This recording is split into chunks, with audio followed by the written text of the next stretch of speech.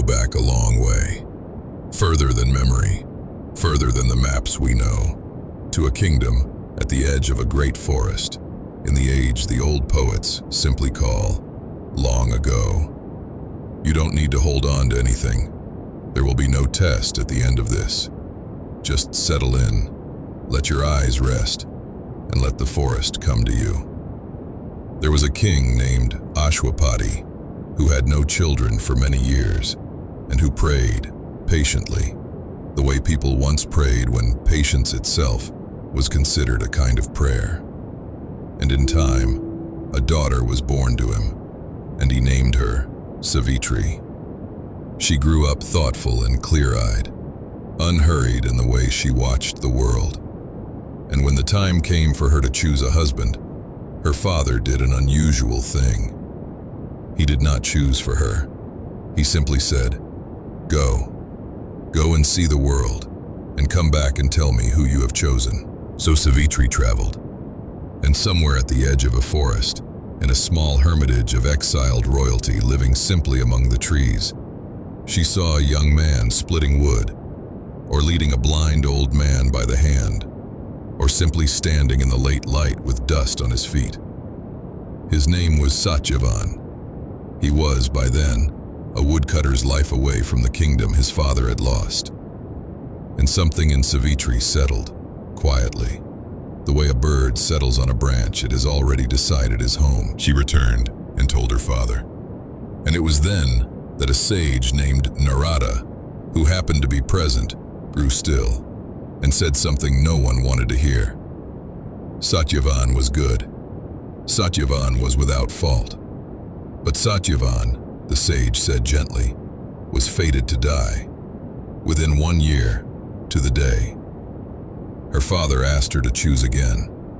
There were other men. There was time. Savitri did not raise her voice.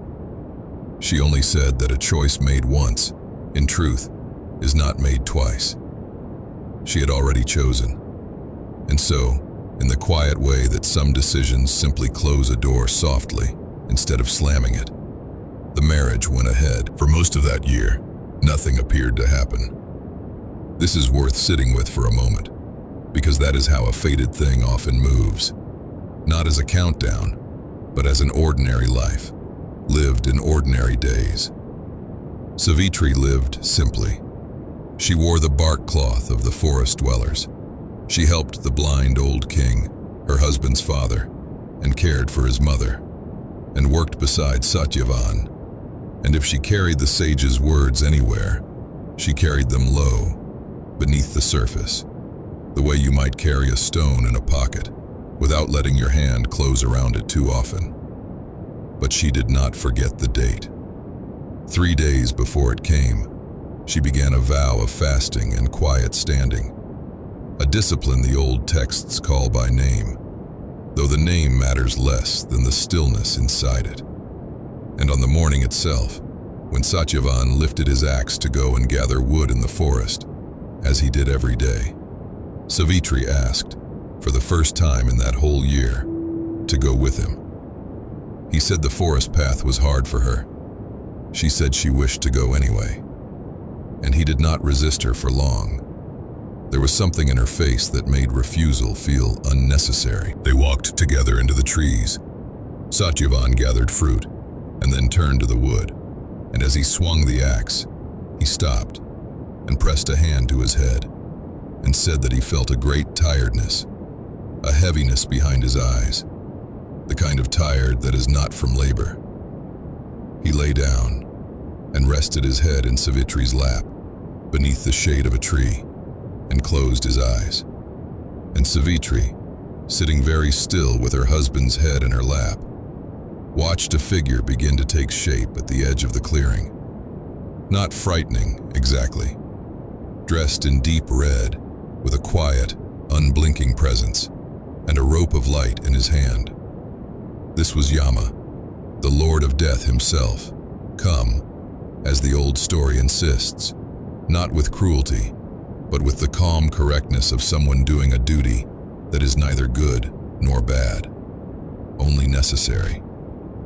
He drew Satyavan's spirit gently from his body, no larger than a thumb, and turned, without any anger at all, to walk south, toward the realm of the departed. And Savitri rose and followed him. This is the heart of the story, so let it unfold slowly, the way it was always meant to. Yama walked. Savitri walked behind him, matching his pace, saying nothing unnecessary. After some distance, he turned and told her gently that she had gone far enough, that the living do not walk this road, and that she should turn back, mourn, and let her husband go, as all things must eventually be let go. Savitri answered him with a kind of soft, unshakable calm. She said that where her husband was taken, duty and love said she must go also.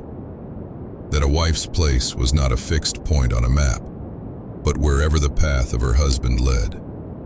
She said it without pleading. She said it as something simply true. Yama was, in his way, moved by this.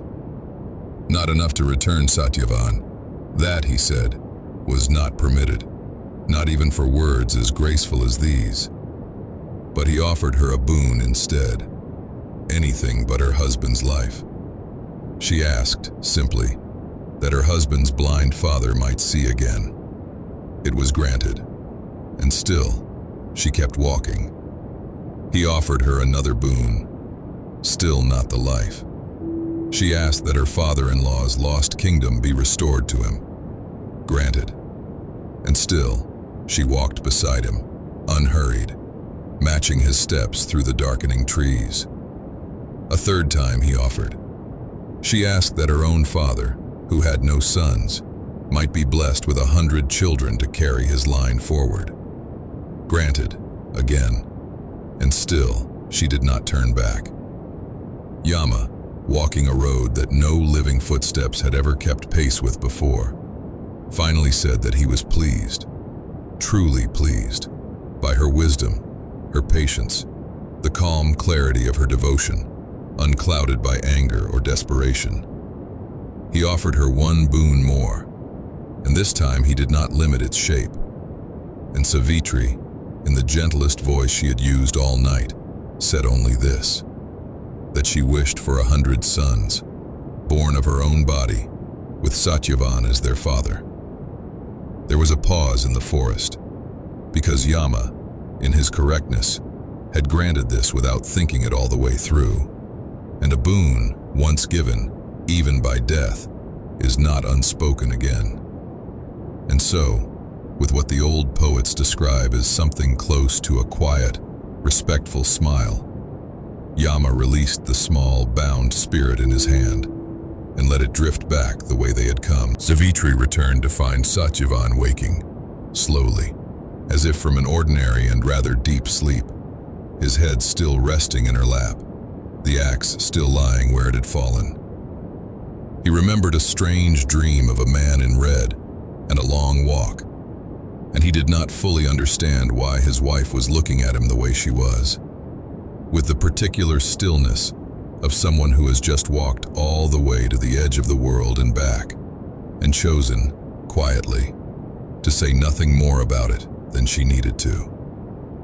They walked home together in the last dark before morning, and somewhere behind them, unseen and unhurried, the forest simply closed back over the path, the way forests do, as though none of it had ever needed to be witnessed at all, only lived and carried gently by the one who loved enough to keep walking.